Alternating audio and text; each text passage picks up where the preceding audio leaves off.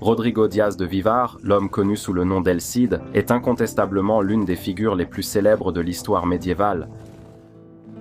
Son nom incarne la chevalerie espagnole et l'esprit guerrier de la Reconquista.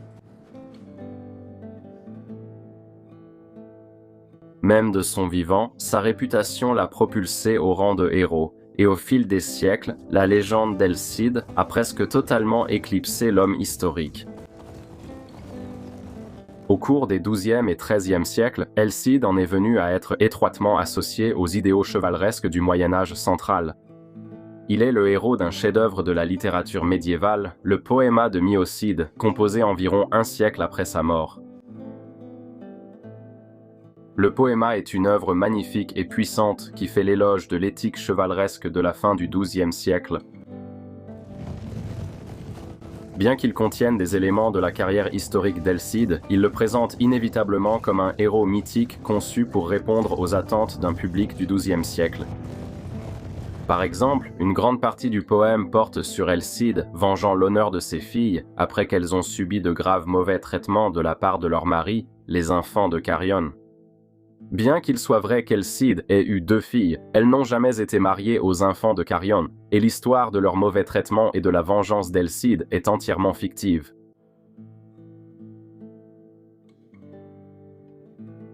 Cependant, ce scénario aurait tenu un public de la fin du XIIe siècle en haleine, représentant parfaitement l'honneur et la vaillance chevaleresque.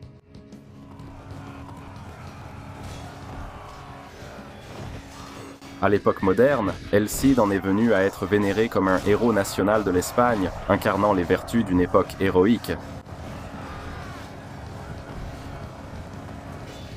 La puissance durable de la légende du Cid est illustrée dans le film de 1961 El Cid, réalisé par Anthony Mann et avec Charlton Heston dans le rôle principal.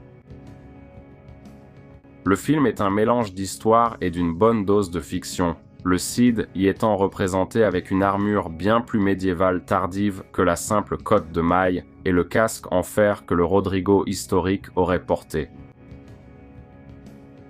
Charlton Heston incarne un Cid multiculturaliste cherchant à apaiser les divisions entre chrétiens et mahorais.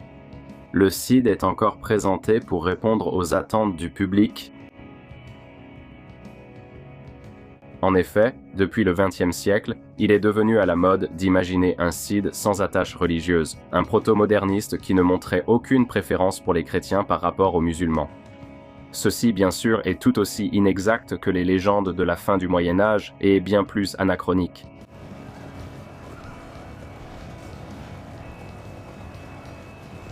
Malgré cette longue histoire de légende, nous ne devrions pas désespérer de retrouver le véritable El Cid, ni supposer que l'homme réel soit moins fascinant.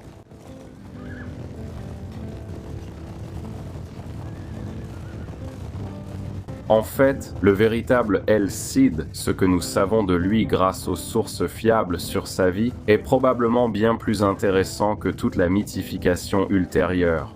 Sa carrière est un exemple parfait du dynamisme aventurier et de l'opportunisme du XIe siècle. Né dans une maison assez modeste de la noblesse castillane, Rodrigo Diaz de Vivar allait devenir le conseiller de confiance des rois, un capitaine mercenaire invaincu et finalement un prince conquérant. À une époque où les Almoravides d'Afrique du Nord étaient en pleine ascension et infligèrent de graves défaites aux rois chrétiens de la péninsule ibérique, El Cid affronterait leurs puissantes armées sur le champ de bataille et les vaincrait lors d'une série de victoires spectaculaires. Dans un retournement de situation improbable au XIe siècle, le Cid prit la ville mort de Valence et y régna en seigneur indépendant. D'un chevalier de rang moyen à l'un des grands acteurs de pouvoir de son époque, la vie du Cid est tout simplement remarquable. Et contrairement aux nombreuses légendes fantaisistes, c'est une histoire vérifiable. C'est cette véritable réussite du Cid qui a lancé le mythe toujours vivant. Tournons-nous maintenant vers les sources et découvrons le véritable Rodrigo Diaz de Vivar, l'homme connu sous le nom d'El Cid.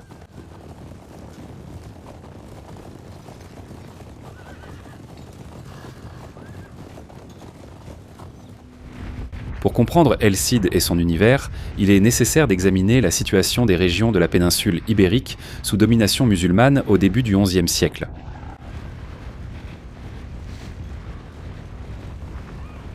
Jusqu'à la première décennie du 8e siècle, la péninsule ibérique, ce qui correspond aujourd'hui à l'Espagne et au Portugal, était dominée par un royaume chrétien wisigoth, dont la capitale était Tolède. Cette époque prit fin de façon spectaculaire en 711 lorsqu'une coalition de musulmans arabes et berbères traversa le détroit de Gibraltar et vainquit le roi wisigoth Rodrigue lors de la bataille de Guadalete. La victoire s'avéra décisive et l'Espagne, connue des musulmans sous le nom d'Al-Andalus, fut fermement placée sous l'autorité du Dar al-Islam. La ville de Cordoue, située dans la péninsule sud, devint le siège du pouvoir arabe, et la suprématie musulmane ne fut pas contestée. Seule dans le nord-ouest reculé et montagneux, la domination chrétienne survécut dans la minuscule principauté des Asturies, fondée par le noble wisigoth Pélage. Tout au long du début du Moyen-Âge, les territoires chrétiens appauvris du nord étaient fréquemment des terrains de razzia pour les armées de Cordoue, car les forces musulmanes revenaient presque chaque année pour ravager les villages et capturer des esclaves. Par de telles expéditions, les dirigeants de Cordoue démontraient leur suprématie sur les autres grandes villes de l'Espagne islamique et récompensaient la loyauté des gouverneurs régionaux par un butin régulier. Pendant plus de 4 siècles, le Nord chrétien fit quelques progrès et remporta quelques victoires, mais la situation changea à peine. Au Xe siècle, l'invincible Almanzor dominait le califat omeyyade de Cordoue. Bien qu'en théorie, le pouvoir soit entre les mains du calife, Hicham II. Almanzor détenait réellement le pouvoir, le calife faible n'étant qu'une marionnette. Par la main d'Almanzor, le nord chrétien fut ravagé. Barcelone, Burgos, Léon, Zamora et Saint-Jacques de Compostelle furent toutes laissées en ruines et fumantes. Lorsqu'Almanzor mourut en 1002, la puissance écrasante de Cordoue devait sembler sans fin, et pourtant l'Espagne islamique sombrait dans la crise. Le talon d'Achille résidait dans la légitimité du pouvoir d'Almanzor et de celui de ses successeurs. Au cours du règne d'Almanzor, il a continuellement érodé le rôle de Hicham II. Bientôt, le califat n'était guère plus qu'une possession héréditaire de la famille d'Almanzor, et de nombreuses factions parmi la noblesse arabe considéraient cela comme une pure usurpation. La situation a atteint son paroxysme en 1008 lorsque le fils d'Almanzor, Abd al-Rahman, s'est fait proclamer héritier de Hicham. Cela a provoqué une rébellion ouverte parmi les factions arabes. En 1009, Abd al-Rahman fut tué lors du soulèvement et Hicham lui-même fut déposé. Désormais, les différentes puissances régionales de l'Espagne islamique se livrèrent à une lutte destructrice les unes contre les autres pour le contrôle du califat. Le pouvoir central de Cordoue s'effondra. Al-Andalus n'était plus uni sous un seul régime, mais une variété de cités-États appelées taïfas luttaient pour la domination.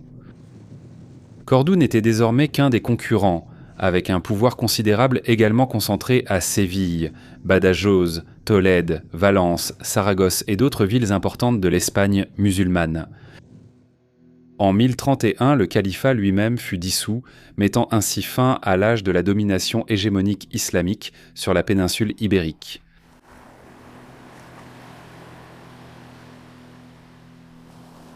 Tout ce chaos qui suivit la mort d'Almanzor allait finalement profiter grandement au nord chrétien, qui devenait déjà plus fort et plus riche par ses propres moyens. Dans tout le monde chrétien latin, pas seulement dans les petits États du nord de l'Espagne, le Xe siècle fut une période de commerce accru, d'enrichissement et de rapide développement politique. Au début du XIe siècle, 6 petites puissances chrétiennes prenèrent leur essor le long de la frange nord de la péninsule ibérique: Asturie, Léon, Castille, Navarre, Aragon et Catalogne. Leurs villes n'étaient en guère plus que des hameaux fortifiés, surtout si on les compare aux vastes et splendides capitales des royaumes musulmans de Taïfa. Alors que le califat de Cordoue s'effondrait au cours des premières décennies du XIe siècle, le nord chrétien n'était pas en position d'intervenir directement. Et pourtant, les pauvres et minuscules royaumes des chrétiens étaient en plein essor, tandis que les riches et puissantes cités du sud islamique traversaient une période de décadence. Cela n'était pas évident à l'époque. Alors que les émirs de Séville, Tolède et Grenade se disputaient contre les restes du califat, ils ne comprenaient pas qu'une menace existentielle se préparait juste au nord.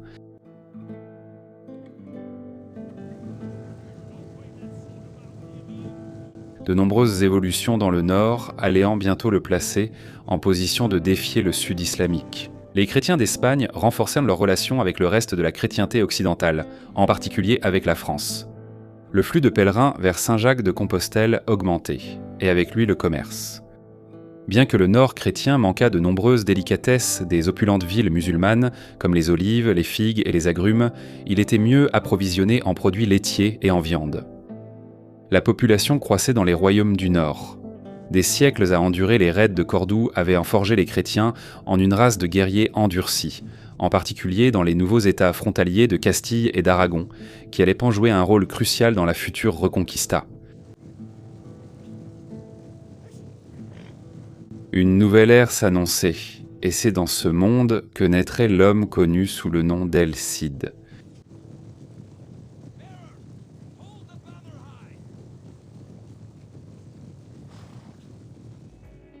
Ferdinand Ier, couronné roi de Léon en 1038, régnait sur un royaume agité et belliqueux dans le nord de la péninsule ibérique.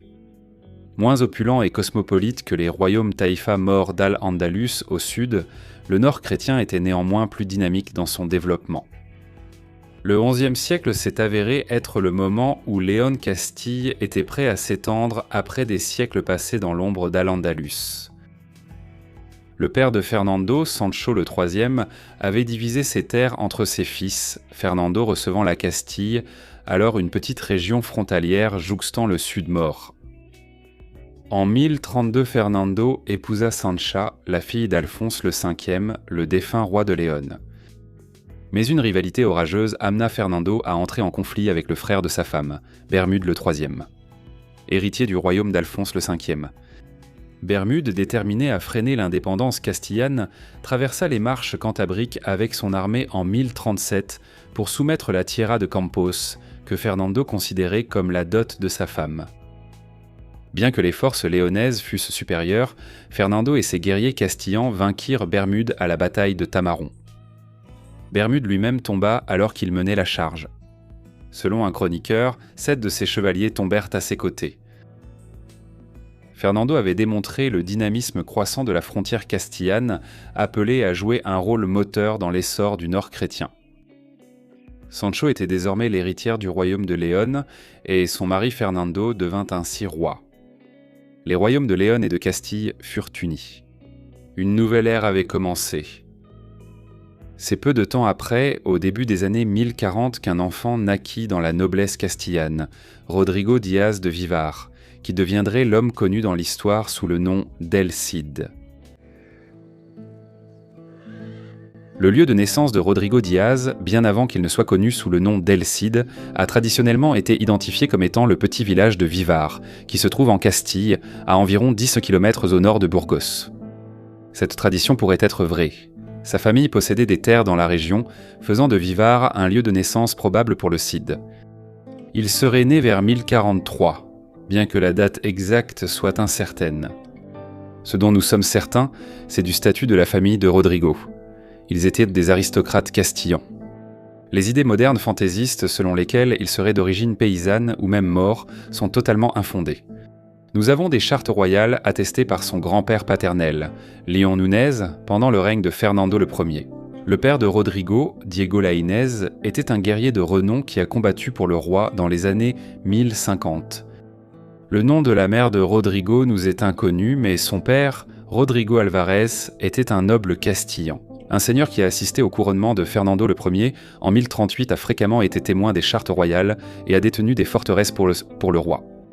Ainsi, le jeune Rodrigo était issu d'une lignée bien introduite. Vers l'âge de 14 ans, Rodrigo a rejoint la maison du fils du roi, Sancho, où il a grandi comme l'un des compagnons du prince. C'était une position des plus prestigieuses, car elle plaçait Rodrigo dans le cercle rapproché de l'héritier du roi. Rodrigo jeune savait lire, écrire et avait étudié le droit, car le roi le nommerait plus tard juge sur certaines affaires. Cette partie de l'éducation de Rodrigo aurait déjà été acquise au moment où il a rejoint le prince Sancho, tout comme ses compétences de base en tant que guerrier et cavalier. L'essentiel de l'éducation de Rodrigo aurait été achevé durant son enfance chez son père. C'est ici qu'il aurait été initié aux arts de la lecture et de l'écriture, au droit, aux règles de la cour, à l'équitation et aux techniques de combat.